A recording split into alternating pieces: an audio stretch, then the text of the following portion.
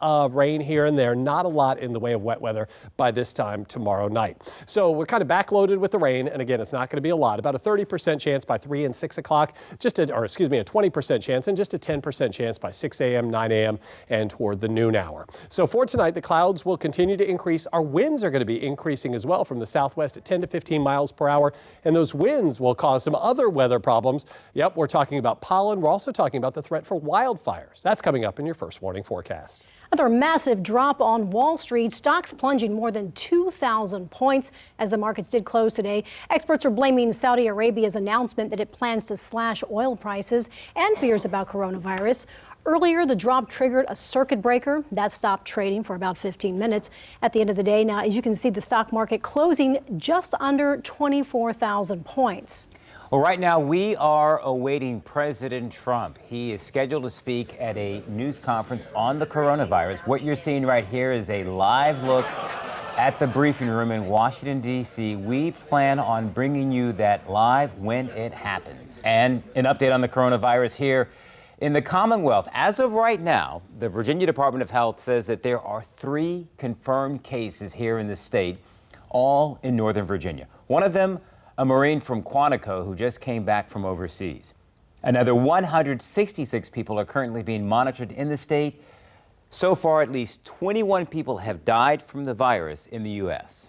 Now, due to concerns surrounding the coronavirus outbreak, local officials are preparing for a huge event this week. Basketball fans are in Norfolk this week for the MEAC tournament. The games bring in thousands of people from different states. News 3 reporter Nanasi Ntubansu tells us what steps are being taken. Guys, leaders with the scope say the health and safety of their staff and fans is their top priority right now, and they're making sure they can create that environment here inside the arena. Tip-off for the first game is tomorrow at 12 o'clock. Now, while some fans are excited to watch their teams battle it out for the championship title, they say the coronavirus in itself is a battle that they're trying to avoid. This cheer squad will be spending their spring break cheering on the South Carolina Bulldogs. It's not the ideal trip, but it's such a great experience to be around all the teams and all the cheerleaders and all the, basketball players. You have the band. A lot of excitement, but also concern when it comes to being inside the Scope Arena with thousands of fans while there's an outbreak spreading across the country. It's scary. I don't want to come back sick even if it isn't the corona. The Scope Arena say they are maintaining a robust cleaning schedule. They also have hand sanitizing stations on each floor, like the one that you see on your screen. I'm sanitizing like every 15-20 minutes, making sure I'm just not in contact with a lot of people. This week, there will be basketball teams from 10 different schools competing for a conference title. Conference Commissioner Dennis Thomas says he is working close with the city of Norfolk.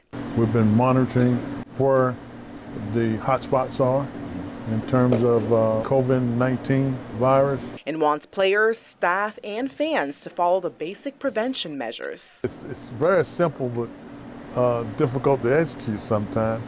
Wash your hands for 20 seconds.